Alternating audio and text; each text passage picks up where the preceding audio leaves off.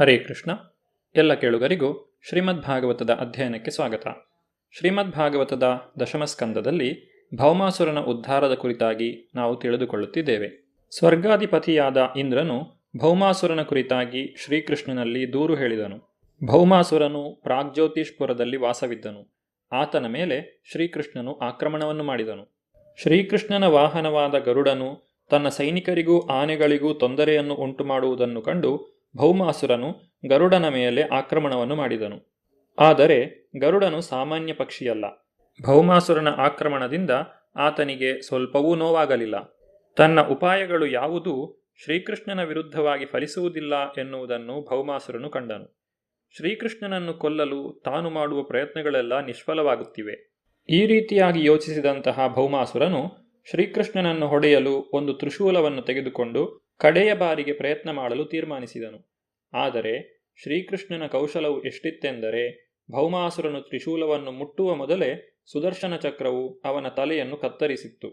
ಕರ್ಣಾಭರಣಗಳಿಂದ ಕಿರೀಟಗಳಿಂದ ಬೆಳಗುತ್ತಿದ್ದ ಅವನ ತಲೆಯು ರಣಭೂಮಿಯಲ್ಲಿ ಬಿದ್ದಿತು. ಶ್ರೀಕೃಷ್ಣನು ಭೌಮಾಸುರನನ್ನು ಕೊಂದಾಗ ರಾಕ್ಷಸನ ನಂಟರೆಲ್ಲ ನಿರಾಸೆಯಿಂದ ಅರಚಿಕೊಳ್ಳಲು ಪ್ರಾರಂಭಿಸಿದರು.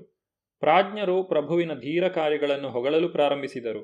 ಈ ಅವಕಾಶವನ್ನು ಬಳಸಿಕೊಂಡು ಸ್ವರ್ಗಲೋಕದ ದೇವತೆಗಳು ಭಗವಂತನ ಮೇಲೆ ಹೂಮಳೆಗೆರೆದರು. ಈ ಸಮಯದಲ್ಲಿ ಭೂದೇವಿಯು ವೈಜಯಂತಿ ಆಭರಣಗಳ ಮಾಲೆಯೊಡನೆ ಶ್ರೀಕೃಷ್ಣನ ಮುಂದೆ ಬಂದು ಮಾಲೆಯನ್ನು ಹಾಕಿದಳು. ಆಭರಣಗಳು ಮತ್ತು ಬಂಗಾರದಿಂದ ಅಲಂಕೃತವಾದ ಅದಿತಿಯ ಬೆಂಡೋಲೆಗಳನ್ನು ಹಿಂದಿರುಗಿಸಿದಳು. ವರುಣನ ಛತ್ರಿಯನ್ನೂ ಹಿಂದಕ್ಕೆ ಕೊಟ್ಟಳು. ಇದಾದ ನಂತರ ಅವಳು ಇನ್ನೊಂದು ಅಮೂಲ್ಯ ಆಭರಣವನ್ನು ಶ್ರೀಕೃಷ್ಣನಿಗೆ ಅರ್ಪಿಸಿದಳು. ಅನಂತರ ಭೂದೇವಿಯು ಅತ್ಯುನ್ನತ ದೇವತೆಗಳು ಪೂಜಿಸುವ ಮತ್ತು ಜಗತ್ತಿನ ಪ್ರಭುವಾದ ಪರಮಪುರುಷ ಶ್ರೀಕೃಷ್ಣನಿಗೆ ಪ್ರಾರ್ಥನೆ ಮಾಡಲು ಪ್ರಾರಂಭಿಸಿದಳು. ಅವಳು ನಮಸ್ಕಾರ ಮಾಡಿ ಭಕ್ತಿಯ ಆನಂದ ಉನ್ಮಾದದಲ್ಲಿ ಮಾತನಾಡಲು ಪ್ರಾರಂಭಿಸಿದಳು. ಶಂಖ, ಚಕ್ರ, ಗದಾ, ಪದ್ಮಗಳನ್ನು ಸದಾ ಧರಿಸಿರುವ ಮತ್ತು ಎಲ್ಲ ದೇವತೆಗಳ ಪ್ರಭುವಾದ ಭಗವಂತನಿಗೆ ನನ್ನ ಗೌರವಪೂರ್ವಕ ಪ್ರಣಾಮಗಳನ್ನು ಅರ್ಪಿಸುತ್ತೇನೆ.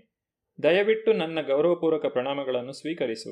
ಪ್ರಿಯ ಪ್ರಭು, ನೀನು ಪರಮಾತ್ಮನು ಮತ್ತು ನಿನ್ನ ಭಕ್ತರ ಆಶೋತ್ತರಗಳನ್ನು ಈಡೇರಿಸಲು ಹಲವು ದಿವ್ಯ ಅವತಾರಗಳಲ್ಲಿ ಇಳಿದು ಬರುತ್ತೀಯೆ. ನಿನ್ನ ಅವತಾರಗಳು ಭಕ್ತರ ಪೂಜ್ಯ ಭಾವನೆಯ ಆಸೆಗಳಿಗೆ ಸೂಕ್ತವಾಗಿರುತ್ತದೆ. ದಯವಿಟ್ಟು ನನ್ನ ಗೌರವಪೂರ್ವಕ ಪ್ರಣಾಮಗಳನ್ನು ಸ್ವೀಕರಿಸು. ಪ್ರಿಯ ಪ್ರಭು, ನಿನ್ನ ನಾಭಿಯಿಂದ ಕಮಲದ ಹೂವು ಬೆಳೆಯುತ್ತದೆ. ಸದಾ ನೀನು ಕಮಲದ ಹೂವುಗಳ ಹಾರದಿಂದ ಅಲಂಕೃತನಾಗಿರುತ್ತೀಯೆ.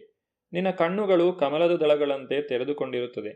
ಆದ್ದರಿಂದ ಇತರರ ಕಣ್ಣುಗಳಿಗೆ ಸಂತೋಷವನ್ನು ಉಂಟುಮಾಡುತ್ತೀಯೆ. ನಿನ್ನ ಚರಣಕಮಲಗಳು ಎಷ್ಟು ಮೃದುವಾಗಿ ಸೂಕ್ಷ್ಮವಾಗಿದೆ ಎಂದರೆ ನಿನ್ನ ಪರಿಶುದ್ಧ ಭಕ್ತರು ಅವುಗಳನ್ನು ಸದಾ ಪೂಜಿಸುತ್ತಾರೆ.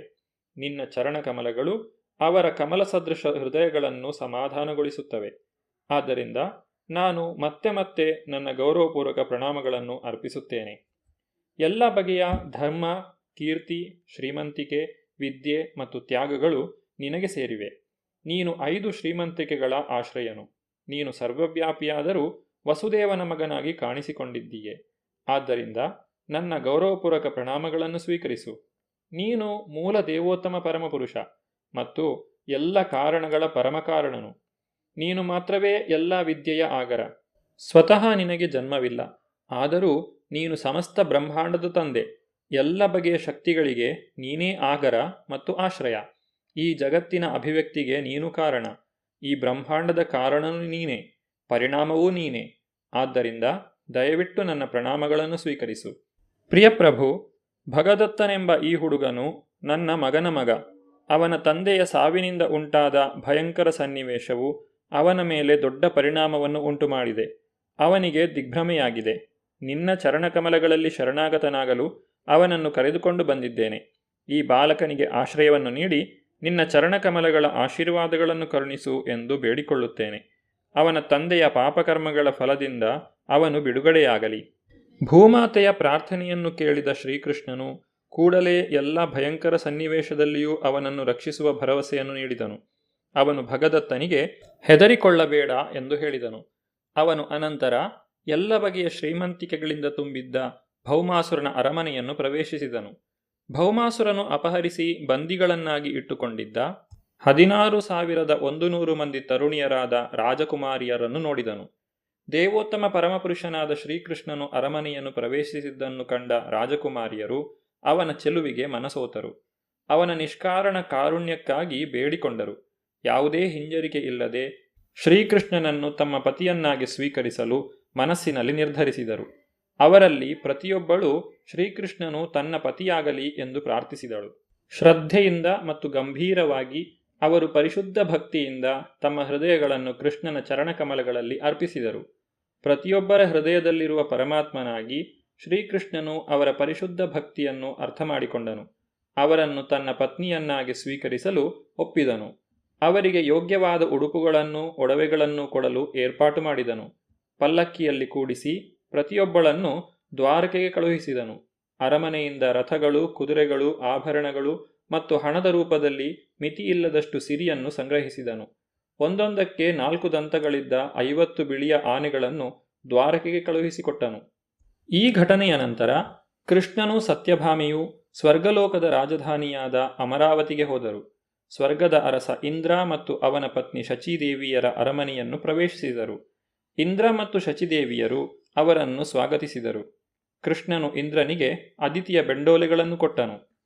ಕೃಷ್ಣ ಮತ್ತು ಸತ್ಯಭಾಮೆಯರು ಇಂದ್ರನ ರಾಜಧಾನಿಯಿಂದ ಹಿಂದಿರುಗುತ್ತಿದ್ದಾಗ ತನಗೆ ಪಾರಿಜಾತ ಗಿಡವನ್ನು ಕೊಡುವೆನೆಂದು ಕೃಷ್ಣನು ಮಾಡಿದ ವಾಗ್ದಾನವನ್ನು ಸತ್ಯಭಾಮೆಯು ಸ್ಮರಿಸಿಕೊಂಡಳು.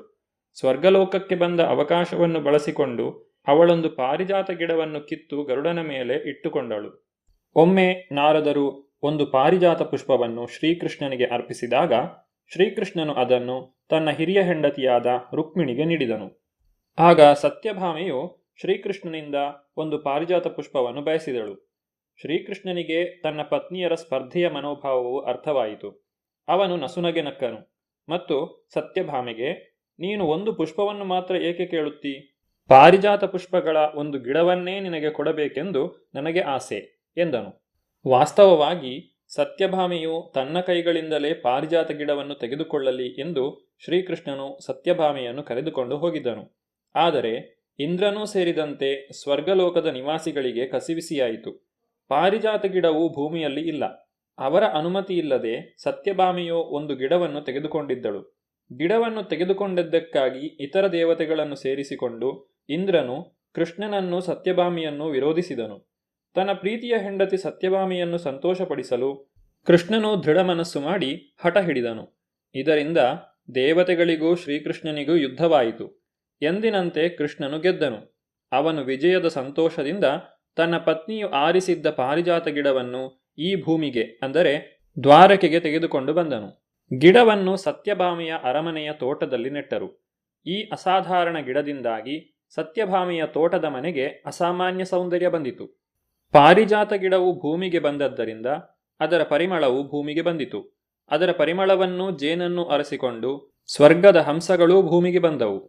ಶ್ರೀಕೃಷ್ಣನ ವಿಷಯದಲ್ಲಿ ಇಂದ್ರನು ನಡೆದುಕೊಂಡ ರೀತಿಯನ್ನು ಶುಕಮುನಿಗಳು ಮೆಚ್ಚುವುದಿಲ್ಲ. ಇಂದ್ರನ ತಾಯಿಯ ಬೆಂಡೋಲೆಗಳನ್ನು ಭೌಮಾಸುರನು ತೆಗೆದುಕೊಂಡಿದ್ದನು.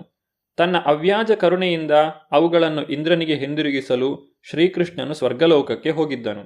ಇಂದ್ರನು ಬಹಳ ಸಂತೋಷದಿಂದ ಅವುಗಳನ್ನು ಸ್ವೀಕರಿಸಿದನು. ಆದರೆ ಶ್ರೀಕೃಷ್ಣನು ಸ್ವರ್ಗಲೋಕದಿಂದ ಒಂದು ಪುಷ್ಪದ ಗಿಡವನ್ನು ತೆಗೆದುಕೊಂಡಾಗ ಇಂದ್ರನು ಅವನ ಜೊತೆ ಹೋರಾಡಲು ಸಿದ್ಧನಾದನು. ಇದು ಇಂದ್ರನ ಸ್ವಾರ್ಥ. ಕೃಷ್ಣನ ಚರಣಕಮಲಗಳಲ್ಲಿ ತನ್ನ ತಲೆಯನ್ನಿಟ್ಟು ಇಂದ್ರನು ಪ್ರಾರ್ಥನೆ ಮಾಡಿದನು. ಆದರೆ ತನ್ನ ಉದ್ದೇಶವು ಈಡೇರುತ್ತಲೇ ಅವನು ಬೇರೆ ವ್ಯಕ್ತಿಯಾದನು. ಪ್ರಾಪಂಚಿಕ ಮನೋಧರ್ಮದ ಮನುಷ್ಯನ ರೀತಿಯೇ ಇದು. ಅವರಿಗೆ ಸದಾ ತಮ್ಮ ಲಾಭದಲ್ಲಿಯೇ ಆಸಕ್ತಿ. ಇದಕ್ಕಾಗಿ ಅವರು ಯಾರಿಗೇ ಆಗಲಿ ಯಾವ ಬಗೆಯ ಗೌರವವನ್ನಾದರೂ ಅರ್ಪಿಸುತ್ತಾರೆ. ಆದರೆ ತಮ್ಮ ವೈಯಕ್ತಿಕ ಆಸಕ್ತಿ ಮುಗಿಯುತ್ತಲೇ ಸ್ನೇಹವನ್ನು ಬಿಟ್ಟು ಬಿಡುತ್ತಾರೆ. ಈ ಸ್ವಾರ್ಥ ಸ್ವಭಾವವು ಭೂಮಿಯ ಮೇಲಿನ ಮನುಷ್ಯರಲ್ಲಿ ಮಾತ್ರವಲ್ಲದೆ ಇಂದ್ರ ಮತ್ತಿತರ ದೇವತೆಗಳಲ್ಲಿಯೂ ಕಾಣುತ್ತದೆ. ಅತಿಯಾದ ಶ್ರೀಮಂತಿಕೆಯು ಮನುಷ್ಯನನ್ನು ಸ್ವಾರ್ಥಿಯನ್ನಾಗಿ ಮಾಡುತ್ತದೆ. ಸ್ವಾರ್ಥಿಯಾದವನು ಕೃಷ್ಣ ಪ್ರಜ್ಞೆಯನ್ನು ಅನುಷ್ಠಾನಕ್ಕೆ ತರುವುದಿಲ್ಲ. ಶುಕಮುನಿಗಳಂತಹ ಪರಮಭಕ್ತರು ಅವನ್ನು ಖಂಡಿಸುತ್ತಾರೆ. ಅಂದರೆ ಅತಿಯಾದ ಪ್ರಾಪಂಚಿಕ ಐಶ್ವರ್ಯವು ಮನುಷ್ಯನನ್ನು ಕೃಷ್ಣ ಪ್ರಜ್ಞೆಯ ಮುನ್ನಡೆಯಲ್ಲಿ ಅನರ್ಹನನ್ನಾಗಿ ಮಾಡುತ್ತದೆ. ಇಂದ್ರನನ್ನು ಸೋಲಿಸಿದ ನಂತರ ಶ್ರೀಕೃಷ್ಣನು ಭೌಮಾಸುರನ ವಶದಿಂದ ಬಿಡಿಸಿಕೊಂಡು ತಂದ 16,100 ಕನ್ಯೆಯರನ್ನು ಮದುವೆಯಾಗಲು ಏರ್ಪಾಡು ಮಾಡಿದನು. ತನ್ನನ್ನು 16,100 ರೂಪಗಳಲ್ಲಿ ವಿಸ್ತರಿಸಿಕೊಂಡು ಅವನು ಶುಭ ಮುಹೂರ್ತದಲ್ಲಿ ಅವರೆಲ್ಲರನ್ನು ಬೇರೆ ಬೇರೆ ಸ್ಥಳಗಳಲ್ಲಿ ಏಕಕಾಲದಲ್ಲಿ ಮದುವೆಯಾದನು. ದೇವೋತ್ತಮ ಪರಮಪುರುಷನಾದ ಶ್ರೀಕೃಷ್ಣನು ಮಾತ್ರ ಇದನ್ನು ಮಾಡಲು ಸಾಧ್ಯ. ಭಗವಂತನಿಗೆ ಅಸಾಧ್ಯವಾದದ್ದು ಯಾವುದೂ ಇಲ್ಲ. ಅವನು ಸರ್ವಶಕ್ತ, ಸರ್ವವ್ಯಾಪಿ ಮತ್ತು ಅವ್ಯಯ. ಆದುದರಿಂದ ಈ ಲೀಲೆಯಲ್ಲಿ ಆಶ್ಚರ್ಯಕರವಾದದ್ದು ಏನೂ ಇಲ್ಲ. ಭಗವಾನ್ ಶ್ರೀಕೃಷ್ಣನ ವಿವಾಹದ ಕುರಿತಾದ ಮುಂದುವರಿದ ಭಾಗವನ್ನು ನಾವು ಮುಂದಿನ ಸಂಚಿಕೆಯಲ್ಲಿ ನೋಡೋಣ. ಧನ್ಯವಾದಗಳು. ಹರೇ ಕೃಷ್ಣ.